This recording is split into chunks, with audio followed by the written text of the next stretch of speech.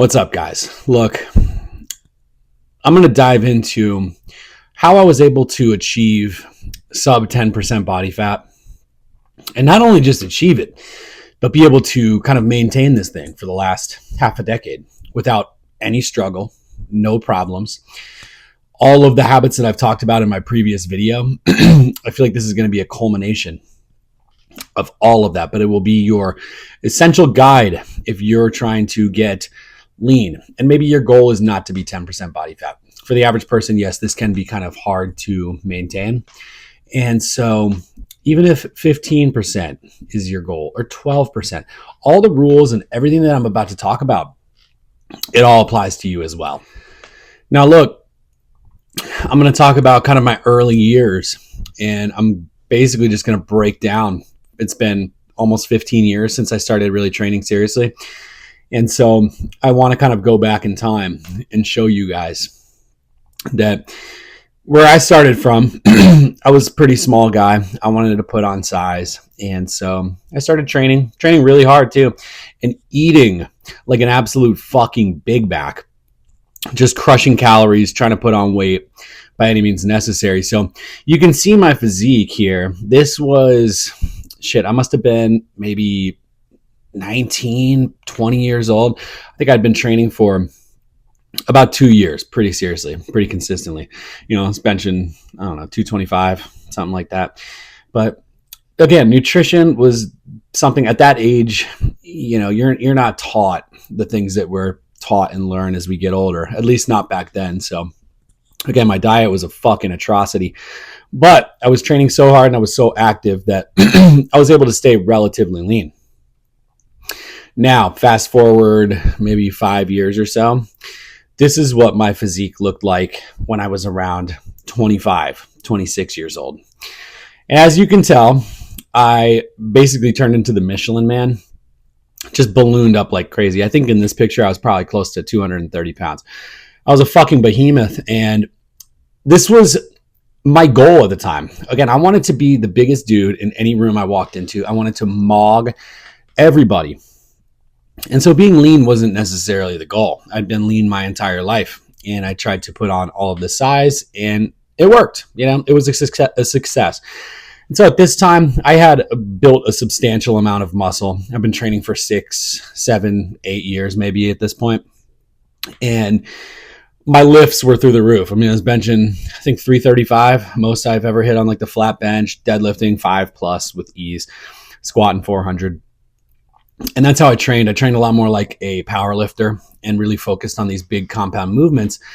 And I think that can really help when you're starting out, because you have to build this foundation of strength. If you hire a personal trainer and you've never lifted weights in your life, and they throw you in the gym and they have you doing all this like cardio conditioning, fire that motherfucker immediately, because that's not the way this thing works.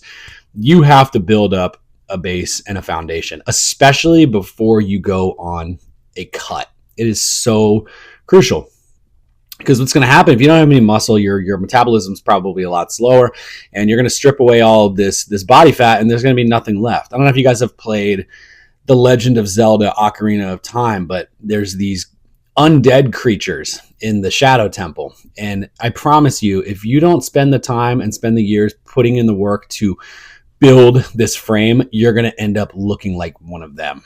So building muscle, this needs to be priority number one, guys. And so don't just cut your calories and crash diet and try to lose all this body fat, because there's fucking nothing underneath of that, and you're going to look terrible. So eat at maintenance or close to. As a beginner, this is really the only time that you're going to be able to build muscle while losing fat simultaneously. When you get a little bit more advanced, like, that's not happening. There's a fork in the road, and you are going to have to pick. You either go left or you go right. This is the only time, so enjoy it. You don't need to do this huge bulk where we're gaining all this extra fat, because that's going to be more work for you later down the line when it's time to start peeling away these layers. So as a beginner, this needs to be the first thing that you guys are doing, is putting on size.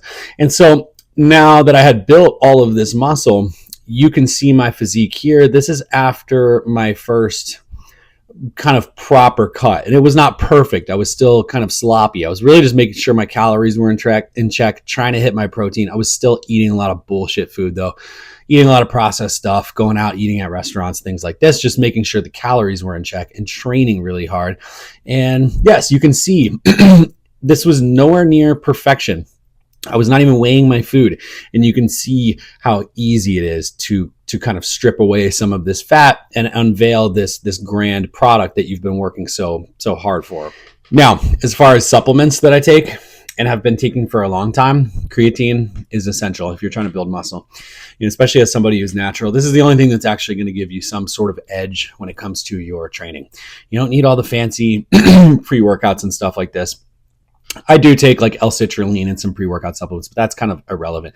That's just time to time. It's not every single day, but 5 grams of creatine every day, saturate the muscle cell. You're going to be able to create energy for short burst, short duration, explosive exercises, AKA lifting heavy ass weight in the gym. So everybody needs to be doing this. I know people complain, oh, well, I'm going to hold all this water. I don't want to look bloated. Bro, I've been taking this shit for 15 years. Do you see any water retention? Trust me, you have to be doing this. And yes, some people will retain a little bit more water, but it's not this water that's on the outside. It's intracellular water. All it's going to do is make your muscles look more round and more full, and it's just going to enhance your physique. So don't look at that as a negative. It's going to help you guys get stronger. Magnesium, just for all of the sleep, stress, all the benefits that can provide. You guys can look into that, but I've been taking this for years, along with vitamin D. And so these are the things I've been taking for basically forever. It's nothing crazy. There's no supplement that's going to kind of like outdo the hard work. There are no shortcuts when it comes to this stuff. You have to be training and sleeping well and working on your nutrition. That's the only way this stuff is going to work. So supplements are kind of, I'm not going to say irrelevant, but it's literally 1% of the equation. I also am on, and I mentioned this in a previous video, I am on doctor prescribed testosterone. I take 180 milligrams a week. This keeps me honestly like just slightly above the top of the reference range for the most part. Nothing crazy, super physiological, nothing like this. But the pictures that I showed before, those were before I had started taking testosterone. That's when I was fully natural, not really just taking the supplements that I had just mentioned. And you can see what an insane physique that you can achieve. Now, those pictures were from, again, another maybe 3 or 4 years ago. And now with the testosterone added in, and now my diet is in a place where it is damn near perfect. I am eating the same things around the clock. I understand the power of nutrition. So I am I'm pretty fucking locked in when it comes to this. And now I'll put up a picture of my current physique. So you can see the changes. Everything has just gotten harder, drier, leaner, and the muscle quality over these past couple of years, just training. While I haven't put on a ton of extra muscle mass, the maturity, you can see the difference between this and the previous pictures that I had shown. So yeah, that's pretty much it for supplements. Now, food, obviously the most important, and everything I'm talking about right now is going to apply to when you are actually on a fat loss phase and you're on a cut, not for maintaining. I'll get into that later into the video.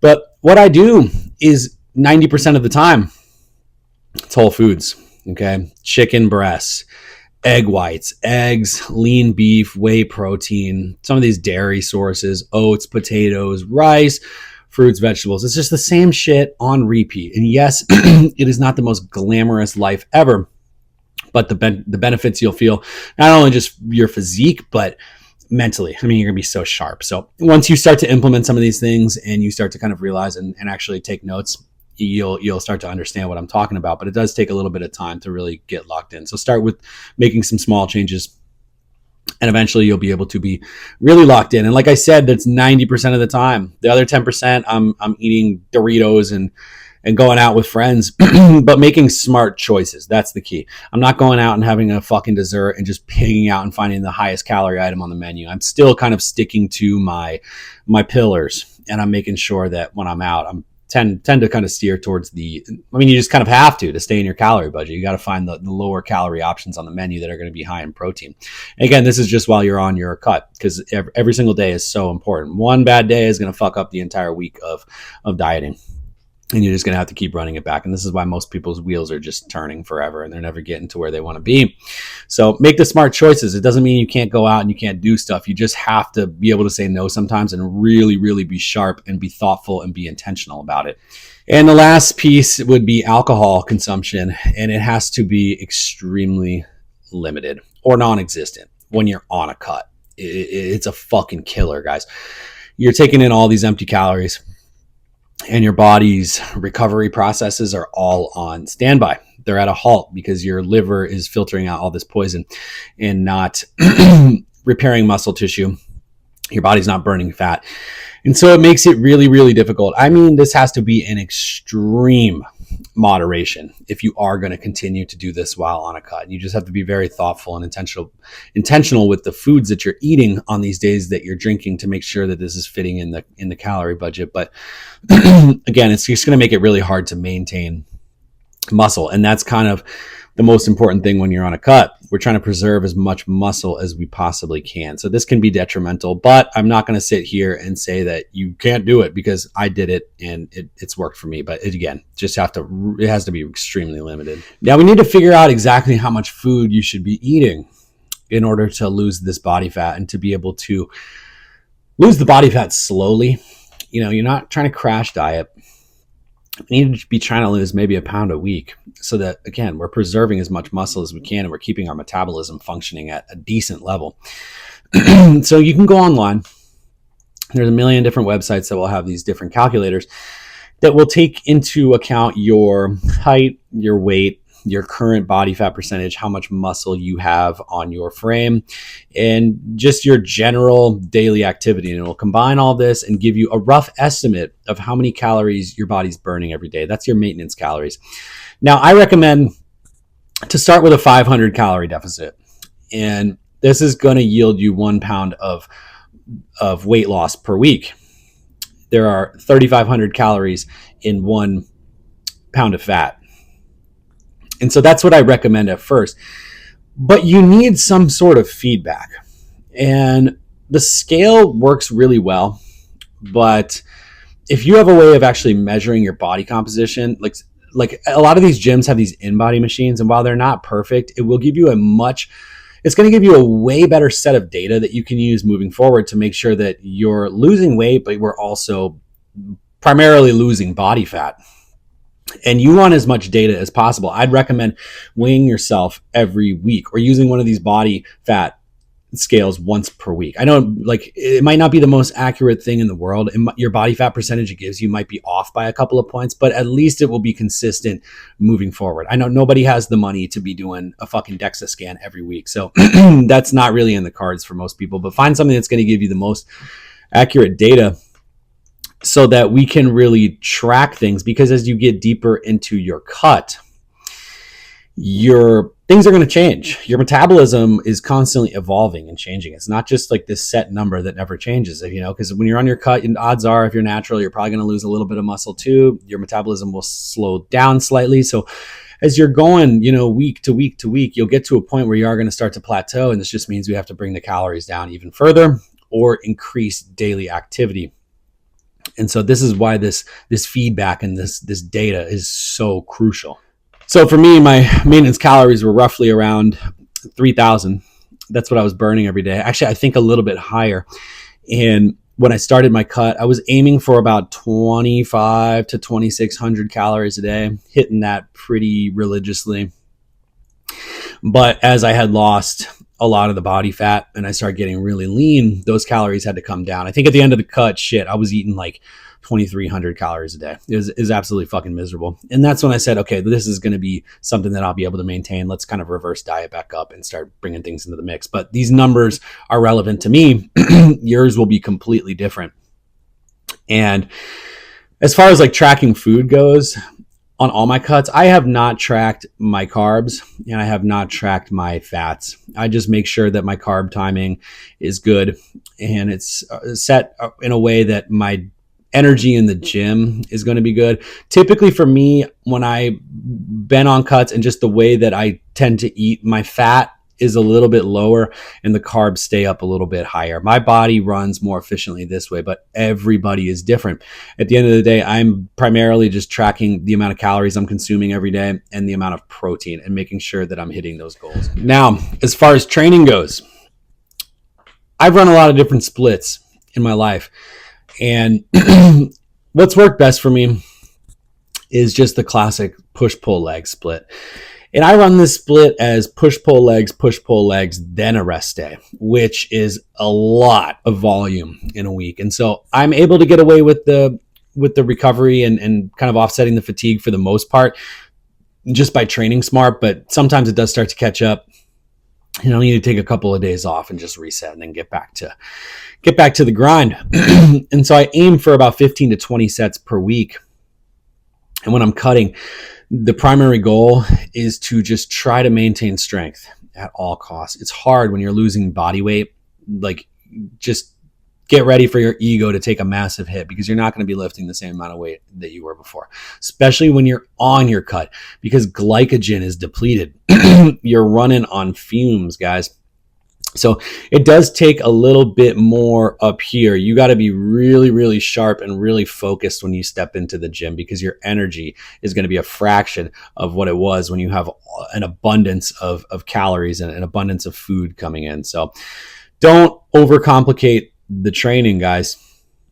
The programming, you shouldn't be doing some crazy new workout routine when you're on your cut. It should be the exact same thing you were doing at maintenance, and it should be the same thing you're doing really on like a bulk, if that's something that you're doing as well. The training should look almost identical. So you don't need to be in the gym doing all this HIIT cardio and stuff. This is all that's doing is just impacting recovery, and it's going to be detrimental in the end because you're going to lose muscle and your metabolism is going to slow down. So you'll hit that plateau and there's no way down, and you have to reverse diet back up and try again. So don't be doing anything outlandish. Just train hard, stick to all your compound lifts, stick to the same routine that you've been doing. If you guys need help with programming, I've got my link in the bio. Holler at me. I'll set you up on a program. We'll make sure that you guys are doing the right stuff in the gym. So walking also essential. I mean, the more movement you can get in every day, the better. And so for my career, I'm just on my feet all day. Like, I'm hitting 10K steps minimum every day. A lot of the times it's probably closer to 15. But I do a lot of treadmill incline walking as well. I try to do this almost every other day, 45 minutes to an hour, just to get the extra calorie burn, especially once you get into like a maintenance phase. It's going to make it a lot easier to just kind of maintain this by just kind of increasing your daily energy expenditure. But on a cut, it's really crucial too to get that extra calorie burn because you're going to be able to consume more food. And so that's why it can really help you. You're probably not going to be starving as much, but we can't use cardio as the primary driver for fat loss. It has to be nutrition. And the cardio and the extra daily movement is just a little cherry on top, which can kind of speed up fat loss and give you a little bit of forgiveness and a little bit more leeway.